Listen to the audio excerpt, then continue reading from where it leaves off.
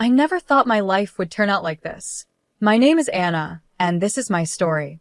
I was born to farmers, good people who taught me the value of hard work from the time I could walk.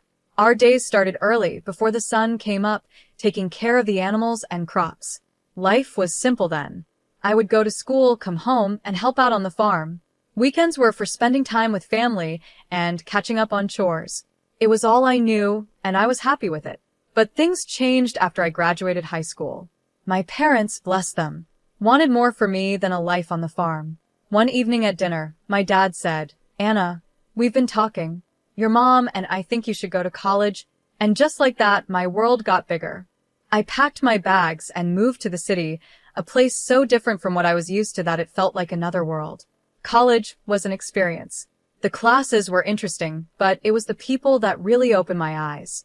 Students came from all kinds of backgrounds, with dreams and plans I had never imagined. Then I met Scott in my third year. He was charming, confident, and so different from the farm boys back home. Scott seemed to know exactly what he wanted from life. "Life's too short to spend it working all the time," he'd say, lying on the grass outside the library. "We should enjoy it while we're young." I was hooked. He made life seem like an adventure, not just a list of chores. We started dating, and before I knew it, we were talking about getting married. When I told my parents, they were cautious. They wanted to meet Scott and get to know the man who had won my heart. After Scott's first visit to the farm, my dad said, "He seems nice enough, but there's something I can't put my finger on. Just be careful, Anna." I brushed off his concerns. What did my old-fashioned dad know about love? Scott was perfect, and our life was going to be perfect too. My parents, being the kind people they are, paid for our wedding and even bought us an apartment in the city. "We want you to have a good start," my mom said, her eyes misty. "Thanks, Mom and Dad," I said, hugging them tightly. "I promise I'll make you proud." As Scott and I stood at the altar, exchanging vows and rings, I thought my life was all set. I had a husband who I thought loved me, a good job in the city, and a bright future ahead. The first couple of years of our marriage seemed fine to me. Scott and I both worked in the city, and we settled into a routine. But looking back, I can see the signs that things weren't as perfect as I thought. "Do we really have to go to your parents' farm this weekend?" Scott would complain every time I suggested a visit. "It smells like manure, and your dad always wants me to help with something." I'd sigh and try to explain, "They're my family, Scott, and they've done so much for us." He'd grumble, "Fine, but I'm not shoveling any cow poop." I brushed it off, thinking he was just a city boy not used to farm life. I grew up with those smells and chores. But now I wonder if that was a red flag. 3 years into our marriage, I got pregnant. I was over the moon, and my parents were thrilled. "A grandchild," my mom squealed over the phone. "Oh, Anna, we're so happy for you." Scott, on the other hand, wasn't as excited. "A kid already? I guess that's okay." I figured he was just nervous and that he'd warm up to the idea of being a dad. My parents, as always, were incredibly supportive. They bought us a car and even paid for our vacations. I was so grateful, but Scott seemed to take it all for granted. "Of course they're helping us," he'd say. "That's what parents are supposed to do." When our son Peter was born, I fell in love with him instantly. But Scott struggled. He tried, but fatherhood didn't come easily to him. "Can't you keep that kid quiet?" he'd complain when Peter cried at night. "Some of us have to work in the morning." I held back my frustration, telling myself we were both just getting used to being parents. Life went on, and we visited the farm when we could, though Scott became more reluctant with each trip. "Your dad wants me to help fix the tractor again," he'd groan. "I'm not a mechanic." I'd watch my dad and Scott working together, my dad patiently showing him how to fix things while Scott fumbled with the tools, looking annoyed. Then, within a year, both of my parents passed away. I was heartbroken. "They're gone, Scott." I sobbed into his shoulder. "I can't believe they're really gone." He patted my back awkwardly and said, "It'll be okay. At least they left us the farm." His words shocked me. The farm, my family's legacy, and all Scott could think about was what we'd inherited. A few months later, Scott dropped a bombshell. "We should sell the farm," he said one night at dinner. "We could buy a big house in the city and live like royalty." I wanted to argue, to fight for my family's legacy, but I was so tired, worn down by grief and the challenges of being a mom. Wasn't I supposed to support my husband's decisions? Okay, I said quietly, if you think it's best. And just like that, with a few signatures on some papers, my family's history was sold to the highest bidder. The money went into our joint account, and Scott was overjoyed. We're set for life, Anna, he said, thrilled. No more working ourselves to the bone. We can do whatever we want now. I nodded and smiled, trying to push down the emptiness I felt inside. This was what Scott wanted, and as his wife, wasn't I supposed to support him? After selling the farm, life changed. The money from the sale gave us some comfort. I'll give Scott that. We didn't have to work as hard anymore. We both cut back to part-time hours, and for a while, it felt like we were living the dream. But as time passed, I started noticing things. Scott, who had never been much of a hard worker, seemed to lose all motivation. He'd quit jobs without a second thought, always with some excuse. That boss was a jerk, he'd say, or they expected too much. I'm not a slave, you know. I tried to reason with him. Scott, we can't live off the farm money forever. We need to think about the future. He'd just wave me off. Relax, Anna. We're set for life. Why work ourselves to death? Meanwhile, our son Peter was growing up quickly. He finished high school, then college, and soon he was working and living on his own. I was so proud of him, but I missed having him around. One day, I was reading the newspaper when a name jumped out at me. It was an article about a successful concrete plant owned by Scott's Uncle John. Scott, I called out, did you see this article about your Uncle John? Scott's face darkened. I don't want to hear about that old tyrant, he snapped. I knew the story, at least Scott's version of it. His parents had died when he was young, leaving him in the care of his uncle. Scott always said John had been controlling, trying to force him into the family business. He never listened to what I wanted, Scott had told me years ago. It was always about what he thought was best, so I left and started my own life. Looking at Scott now, lounging in his robe at 1 p.m, I couldn't help but wonder if there was more to the story. Maybe it's time to make peace, I suggested gently. It's been years, Scott. People change. Scott's reaction was instant and explosive. Make peace with that control freak? No way. Drop it, Anna. I let it go, but the whole thing left me feeling uneasy. There was so much anger, so much resentment in Scott's words. It made me wonder what else he was holding on to, what other parts of himself he was keeping hidden. One quiet Friday afternoon, I overheard Scott on the phone. His voice was short and cold. I'm not interested in his life, and it doesn't concern me, he said sharply before hanging up. My curiosity got the better of me. Who was that, honey? I asked. Scott's face showed no emotion. Hospital. My uncle's sick. If he dies, maybe I'll finally get something out of him. I was shocked. Scott, that's a horrible thing to say. He raised you? Yeah, and he made my life hell, Scott snapped. I'm not going to see him. End of story. He picked up the remote and settled back into his chair. Something broke inside me. This wasn't the man I had married. This wasn't the person I thought I knew. Without saying a word to Scott, I went to the bedroom and called Peter. Hey, sweetie, I said when he answered. How would you feel about meeting your great uncles? Peter was surprised but agreed quickly. An hour later, we walked into the hospital, my heart racing. The ICU was filled with the sound of beeping machines and soft voices. There, in a bed surrounded by monitors, was Scott's Uncle John. He looked small and weak, nothing like the controlling man Scott had described. When we introduced ourselves, his eyes filled with tears. Anna, Peter, he said, his voice soft but warm. I've wanted to meet you for so long. For the next hour, John told us his side of the story. He explained how he had taken Scott in after his parents died and raised him like his own. I loved that boy, John said, his voice breaking. I wanted him to have everything, carry on the family business, have a good life. But Scott had other ideas. John went on to explain that Scott didn't want the responsibility. He said he didn't want to work hard like I did, staying up at night worrying about the business. As John spoke, I felt a sinking feeling. His words painted a picture I knew all too well. Scott demanded I sell the business, John said, shaking his head. He wanted me to give him a monthly allowance, an apartment, a car. He said I owed him a carefree life. I glanced at Peter, and I could see the same shock on his face. I told him that's not how life works, John continued. I begged him to stay and learn the business, but he just got angry. He said he'd find a rich wife and never have to work again. I sat in Uncle John's hospital room, and memories from the past 12 years flooded my mind. It was like I was finally seeing the truth. Scott had never kept a job for long. He always worked part-time, called in sick, and took lots of days off. I had always thought it was because he was stressed or just a free spirit, but now I understood. He would always say, "Life is for fun, Anna. Why work so hard?" A sick feeling hit me as I realized that Scott didn't marry me for love.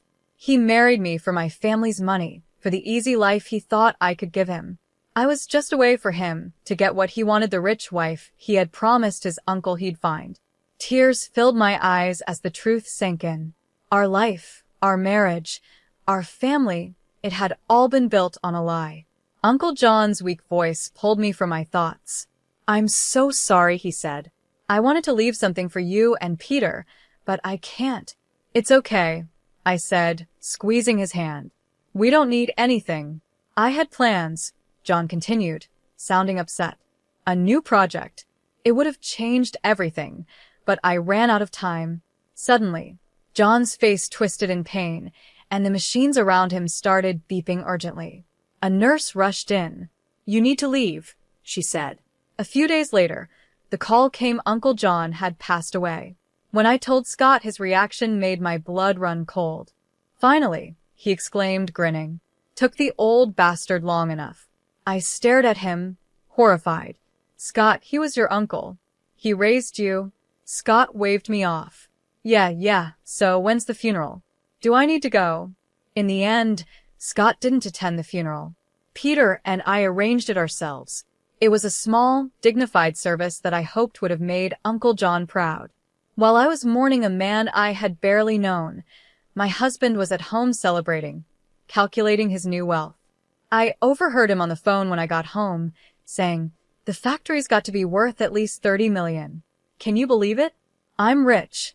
I watched Scott strut around the house, bragging about his inheritance, and felt nothing but disgust. This wasn't the man I thought I'd married. He was a stranger in my husband's skin. Then things got even worse. One evening, Scott looked at me with cold eyes and said, "You know, Anna, you're getting kind of old for me. I think it's time for an upgrade." I couldn't believe what I was hearing. "Excuse me?" I asked. He shrugged, not even trying to look guilty. "You heard me. I'm rich now. I can do better." Over the next few weeks, Scott's behavior spiraled out of control. He stayed out late, coming home in the early morning, reeking of alcohol and perfume. More than once, I was left feeling like I had lost everything. I noticed lipstick stains on Scott's collar, and every time I confronted him, he'd brush me off. "Mind your own business," he'd say. "You should be grateful I come home at all." One night, as I lay awake, listening to him stumble in at 4 a.m., I realized something had to change. I couldn't keep living like this. I deserved better, but more importantly, I needed to know the truth about Scott, about the inheritance, and about the life I thought we had built together. One morning, after another night of Scott coming home at dawn, I'd had enough. "Where were you?" I demanded, my voice shaking with anger and hurt. Scott rubbed his bloodshot eyes and narrowed them at me. "None of your damn business, Anna. You should be grateful I even come back at all." I felt like I'd been slapped. "Grateful? Is that what you think our marriage is?" He ignored my question, his eyes calculating. "How much is left from your parents' inheritance? We must have some savings, right?" The sudden change of topic caught me off guard. "What?" "Scott, we've spent it all. The accounts are empty." His face twisted with disgust. "Empty? You've got to be kidding me." He paced the room, muttering to himself, then turned to me, his eyes cold. "Well, I guess that's it then. I'm done here. Done with you." Before I could respond, the front door opened and Peter walked in, his eyes widening as he saw the tension in the room. Scott's demeanor shifted instantly. He forced a smile and walked over to our son. Peter, my boy. Just the person I wanted to see. I need you to sign something for me. Scott pulled a document from his pocket and handed it to Peter. It's just a formality. You're giving up any claim to Uncle John's estate. Since there's no will, it all comes to me anyway. Peter looked confused, glancing at me for guidance. After I gave him a small nod, he signed the paper without hesitation. Scott's grin was triumphant as he grabbed the document back. Then, as if a switch had flipped, he turned to me, his voice cold and flat. I want a divorce, he said. I never loved you, Anna. I just put up with you for your parents' money. But now I'm rich. I don't need you anymore. His words hit me like a punch, even though deep down I had suspected this. Hearing it laid out so bluntly was still devastating. I'm moving to Uncle John's house, Scott continued, already packing a suitcase. Don't try to contact me. It's over. And just like that, he was gone. 33 years of marriage packed into a suitcase and out the door. I stood there, frozen, trying to make sense of what had just happened. It felt unreal, like a bad dream. I couldn't hold it together any longer. Mom? Peter's voice was soft, full of concern. Mom, are you okay? I turned to look at my son, my steady rock, and the dam broke. Tears poured down my face as Peter wrapped his arms around me. It's okay, Mom, he whispered, holding me tight. We'll get through this. You're strong, and you'll be okay. As I clung to him, sobbing into his shoulder, I couldn't help but be amazed at the man he had become, kind and compassionate, everything his father wasn't. Then I realized something. You're the best thing he ever did, I whispered to Peter. The only good thing to come out of this marriage. Peter hugged me even tighter, and in that moment, I knew that no matter what happened, I wasn't alone. I had my son, and together, we'd face whatever came next. The weeks after Scott left were a blur of pain and disbelief. I tried to stay strong, to focus on moving forward, but it wasn't easy. Scott seemed determined to flaunt his new life right in my face. It started with his Facebook posts, pictures of Uncle John's mansion, which was now Scott's home, filled his timeline. I tried to ignore it and focus on healing. Then, the photos changed. A young woman started appearing in them. She was blonde, beautiful, and barely older than Peter. In one photo, Scott had his arm around her, both of them smiling at the camera. The caption made me feel sick. Meet my fiancée, Joyce. Upgrade complete. The calls started almost immediately. Friends, acquaintances, even some of Peter's old teachers reached out. Anna, dear, is everything okay? We saw Scott's posts. What's going on?